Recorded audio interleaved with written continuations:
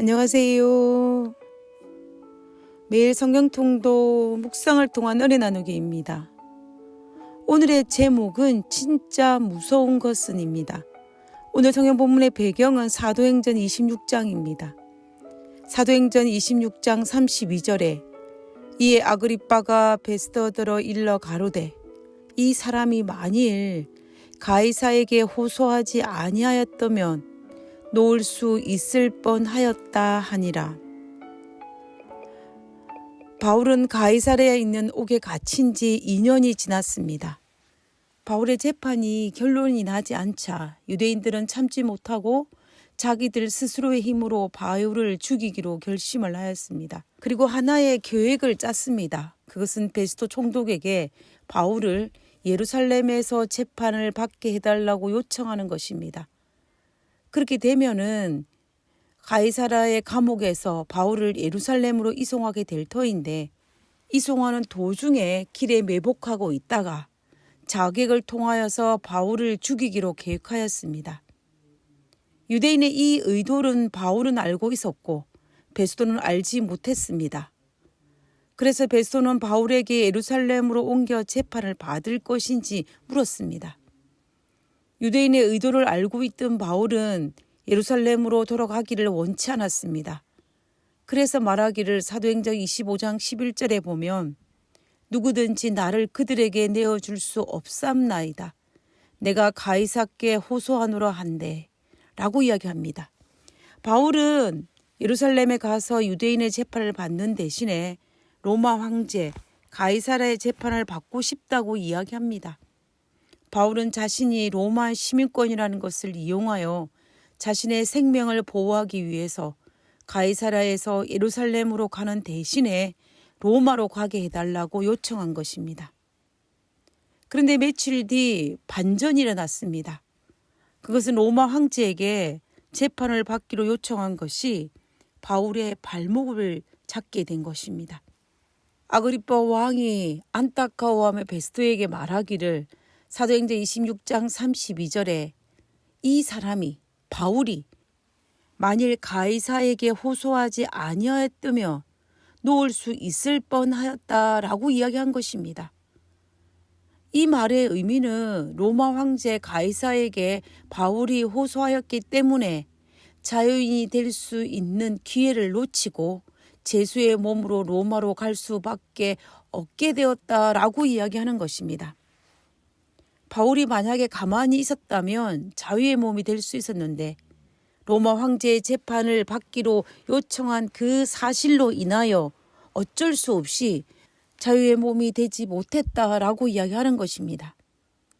사실 바울은 2년 전에 예루살렘에 처음 잡혔을 때 하나님께서 나타나 말씀하시기를 로마에 가서 복음을 전할 것이라는 기별을 이미 받았습니다. 그래서 바울은 어떻게 로마로 갈 것인지는 알지 못했지만 하나님께서 바울을 반드시 살려서 로마로 가게 할 것이며 그곳에서 복음을 전하게 될 것이라는 사실은 알고 있었습니다.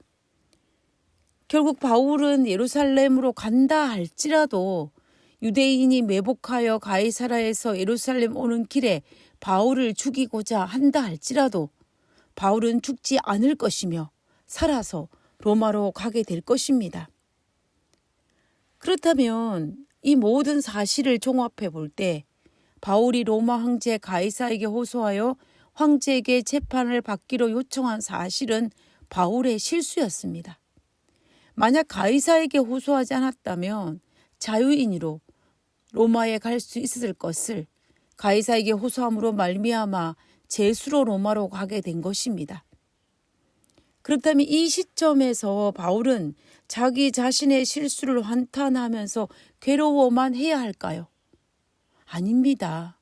하나님은 바울이 비록 실수했다 할지라도 그 상황 속에서 그를 보호하는 손길을 거두지 아니하셨고 그 실수 가운데서도 하나님의 복음을 전할 수 있도록 하셨다라는 것입니다. 제수로 가는 배 안의 선원들에게 복음을 전하였고 풍랑을 만나 표류되어 도착한 섬 사람들에게도 복음을 전했습니다. 그리고 로마에서 황제의 재판을 받기 전 2년 동안 어느 정도 자유를 보장받는 상태로 셋집에 머물면서 복음을 전할 수 있었습니다. 그러므로 우리는 이 사실을 통하여 확실히 알 수 있는 것이 있습니다. 그것은 우리가 비록 실수했다 할지라도 하나님께서는 그 상황 속에서 우리의 삶에 역사하시고 그 속에서 하나님은 하나님 일을 하신다라는 것입니다. 바울이 비록 실수하였을지라도 성령의 음성을 거절하지 않고 하나님의 복음을 전했을 때 자신이 처한 장소와 환경에서 하나님의 일을 바울을 통해서 역사하셨다라는 것입니다. 왜냐하면 바울은 여전히 성령의 음성을 듣고 순종했기 때문입니다. 그러므로 진짜 무서운 것은 실수가 아니라 성령을 거스리는 것입니다. 우리는 최대한 실수를 하지 않아야겠지만 비록 실수했다 할지라도 실수를 무서워하기보다는 실수를 통해서 역사하시는 하나님을 믿는 믿음, 성령의 음성을 듣지 못하는 것을 무서워해야 한다는 것입니다. 그러므로 진짜 무서운 것은 실수가 아니라 하나님의 성령을 거스리는 것입니다. 우리에게 주어진 매일매일의 삶이 성령의 음성에 귀 기울이고 성령의 음성에 순종하고 성령의 음성에 반응하는 삶을 사는 것이 가장 행복한 삶입니다. 하늘에 계신 저희들의 아버지, 바울이 비록 실수했을지라도 여전히 돌보시는 하나님을 인하여 감사와 찬양과 용기를 가지게 됩니다. 수많은 실수 가운데서도 하나님께서 임재하심을 인하여 감사를 드립니다. 그리고 그 속에서 새로운 길을 열어주시고 새로운 성령의 음성으로 말씀하여 주심을 인하여 감사를 드립니다. 아버지, 실수를 무수하기보다는 성령을 거스리는 자가 되지 않도록 더 염려하며 나 자신을 살피며 살아갈 수 있도록 도와주시옵소서. 거룩하신 예수님의 이름으로 기도드렸습니다. 아멘.